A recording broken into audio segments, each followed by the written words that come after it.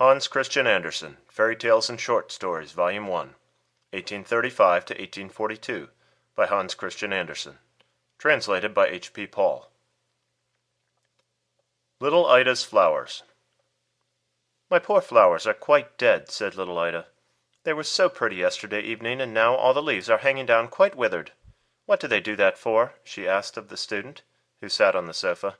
She liked him very much. He could tell the most amusing stories, and cut out the prettiest pictures. Hearts, and ladies dancing, castles with doors that opened, as well as flowers. He was a delightful student. "Why do the flowers look so faded today?" she asked again, and pointed to her nosegay, which was quite withered. "Don't you know what is the matter with them?" said the student. "The flowers were at a ball last night, and therefore it is no wonder they hang their heads." "But flowers cannot dance?" cried little Ida. "Yes, indeed they can," replied the student. "When it grows dark and everybody is asleep, they jump about quite merrily. They have a ball almost every night." "Can children go to these balls?" "Yes," said the student. "Little daisies and lilies of the valley." "Where do the beautiful flowers dance?" asked little Ida. "Have you not often seen the large castle outside the gates of the town, where the king lives in summer, and where the beautiful garden is full of flowers? And have you not fed the swans with bread when they swam towards you? Well, the flowers have capital balls there, believe me." "I was in the garden out there yesterday with my mother," said Ida. "But all the leaves were off the trees, and there was not a single flower left. Where are they? I used to see so many in the summer." "They are in the castle," replied the student. "You must know that as soon as the king and all the court are gone into the town, the flowers run out of the garden, into the castle, and you should see how merry they are. The two most beautiful roses seat themselves on the throne, and are called the king and queen. Then all the red coxcombs range themselves on each side, and bow. These are the lords in waiting. After that the pretty flowers come in, and there is a grand ball. The blue violets represent little naval cadets, and dance with hyacinths and crocuses, which they call young ladies. The tulips and tiger lilies are the old ladies, who sit and watch the dancing, so that everything may be conducted with order and propriety." "But," said little Ida, "is there no one there to hurt the flowers for dancing in the king's castle?" "No one knows anything about it," said the student. "The old steward of the castle, who has to watch there at night, sometimes comes in. But he carries a great bunch of keys, and as soon as the flowers hear the keys rattle, they run and hide themselves behind the long curtains, and stand quite still, just peeping their heads out.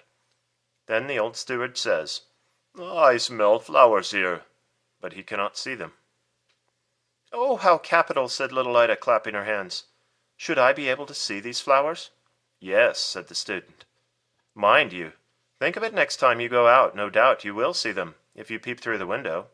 I did so today, and I saw a long yellow lily lying stretched out on the sofa. She was a court lady." "Can the flowers from the botanical gardens go to these balls?" asked Ida. "It is such a distance." "Oh, yes," said the student. "Whenever they like, for they can fly. Have you not seen those beautiful red, white, and yellow butterflies that look like flowers? They were flowers once. They have flown off their stalks into the air and flapped their leaves as if they were little wings to make them fly.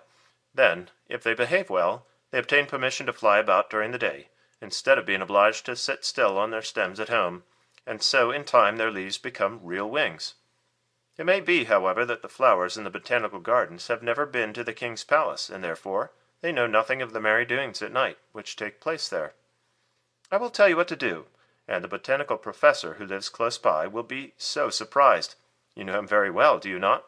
Well, next time you go into his garden you must tell one of the flowers that there is going to be a grand ball at the castle, and then that flower will tell all the others, and they will fly away to the castle as soon as possible. And when the professor walks into his garden, there will not be a single flower left. How he will wonder what has become of them." "But how can one flower tell another? Flowers cannot speak." "No, certainly not," replied the student. "But they can make signs. Have you not often seen that when the wind blows, they nod at one another and rustle all their green leaves?" "Can the professor understand the signs?" asked Ida. "Yes, to be sure he can. He went one morning into his garden and saw a stinging nettle making signs with its leaves to a beautiful red carnation. It was saying, You are so pretty, I like you very much." But the professor did not approve of such nonsense, so he clapped his hands on the nettle to stop it. Then the leaves which are its fingers stung him so sharply that he never ventured to touch a nettle since. "Oh, how funny!" said Ida, and she laughed. "How can anyone put such notions into a child's head?" said a tiresome lawyer, who had come to pay a visit, and sat on the sofa. He did not like the student, and would grumble when he saw him cutting out droll or amusing pictures.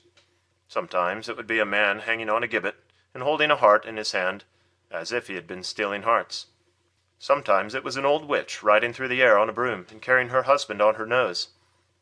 But the lawyer did not like such jokes, and he would say, as he had just said, "How can anyone put such nonsense into a child's head? What absurd fancies there are!" But to little Ida, all these stories which the student told her about the flowers seemed very droll, and she thought them over a great deal. The flowers did hang their heads, because they had been dancing all night, and were very tired, and most likely they were ill. Then she took them into the room where a number of toys lay on a pretty little table, and the whole of the table drawer besides was full of beautiful things.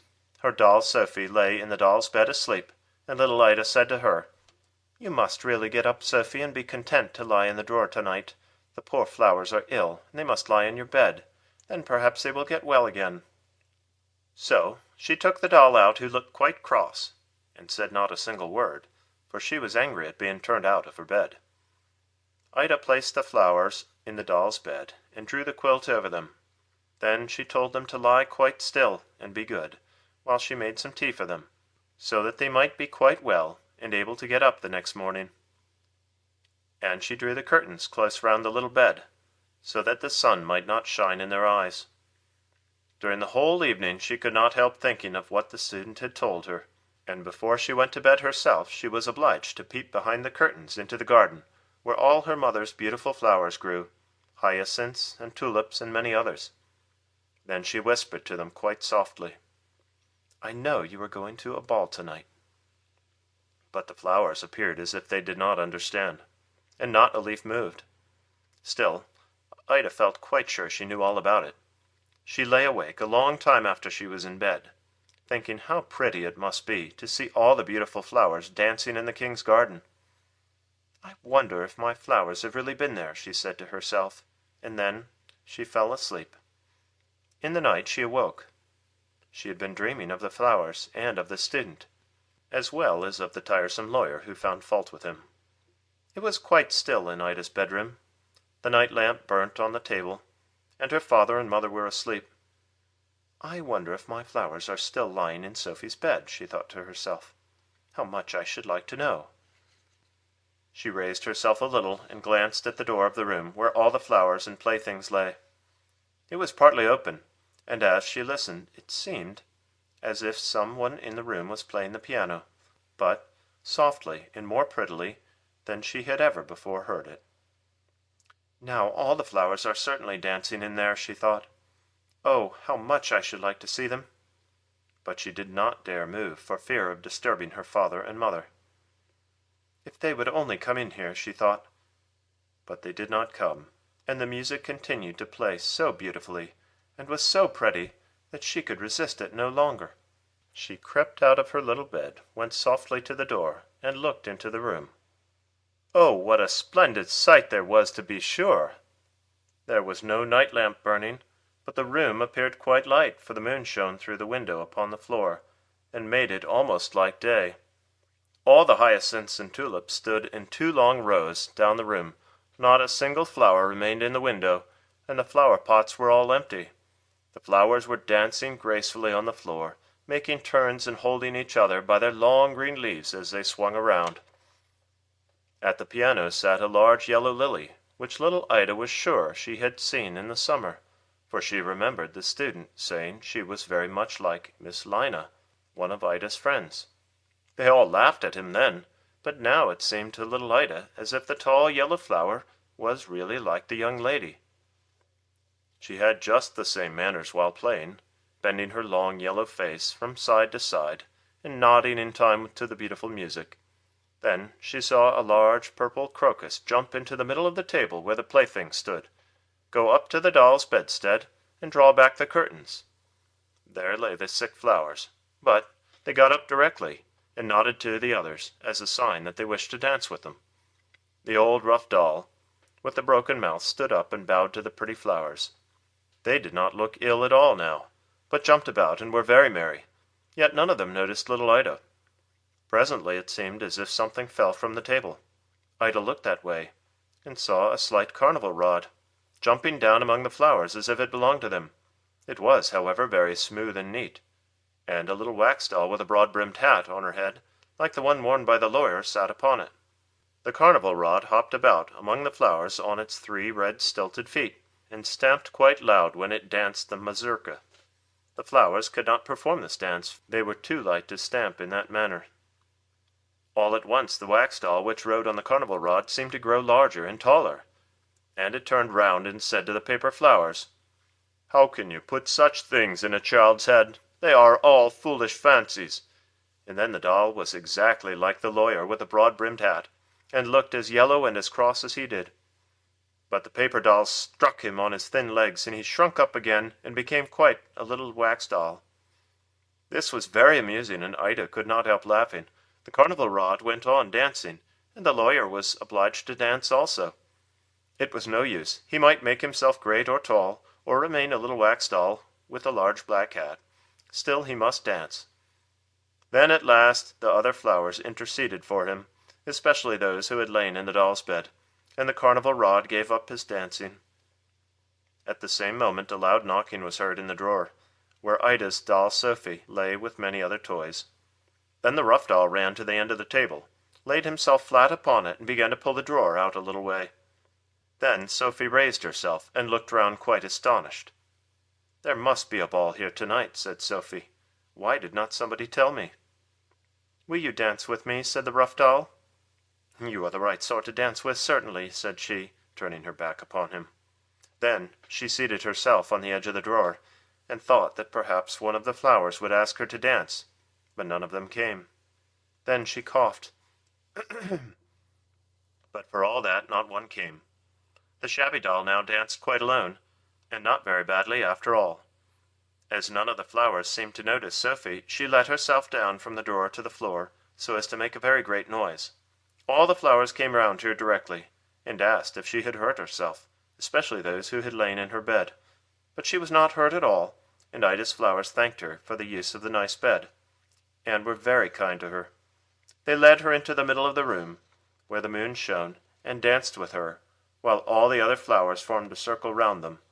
Then Sophie was very happy, and said they might keep her bed. She did not mind lying in the drawer at all. But the flowers thanked her very much, and said, "We cannot live long. Tomorrow morning we shall be quite dead, and you must tell little Ida to bury us in the garden, near to the grave of the canary. Then in the summer we shall wake up, and be more beautiful than ever." "No, you must not die," said Sophie, as she kissed the flowers. Then the door of the room opened, and a number of beautiful flowers danced in. Ida could not imagine where they could come from, unless they were the flowers from the king's garden. First came 2 lovely roses, with little golden crowns on their heads. These were the king and queen. Beautiful stocks and carnations followed, bowing to everyone present. They had also music with them. Large poppies and peonies had pea-shells for instruments, and blew into them till they were quite red in the face. The bunches of blue hyacinths and little white snowdrops jingled their bell-like flowers, as if they were real bells. Then came many more flowers, blue violets, purple heartsease, daisies, and lilies of the valley, and they all danced together and kissed each other. It was very beautiful to behold. At last the flowers wished each other good night. Then little Ida crept back into her bed again, and dreamt of all she had seen. When she arose the next morning, she went quickly to the little table to see if the flowers were still there. She drew aside the curtains of the little bed. There they all lay, but quite faded, much more so than the day before. Sophie was lying in the drawer where Ida had placed her, but she looked very sleepy. "Do you remember what the flowers told you to say to me?" said little Ida, but Sophie looked quite stupid, and said not a single word. "You are not kind at all," said Ida. and yet they all danced with you." Then she took a little paper box on which were painted beautiful birds and laid the dead flowers in it. "This shall be your pretty coffin," she said, "and by, when my cousins come to visit me, they shall help me to bury you out in the garden, so that next summer you may grow up again more beautiful than ever." Her cousins were two good-tempered boys, whose names were James and Adolphus. Their father had given them each a bow and arrow, and they had brought them to show Ida. She told them about the poor flowers which were dead, and as soon as they obtained permission, they went with her to bury them. The two boys walked first, with their crossbows on their shoulders, and little Ida followed, carrying the pretty box containing the dead flowers. They dug a little grave in the garden. Ida kissed the flowers and then laid them with the box in the earth. James and Adolphus then fired their crossbows over the grave, as they had neither guns nor cannons. End of Little Ida's Flowers, recorded by Aaron Rouland in 2012.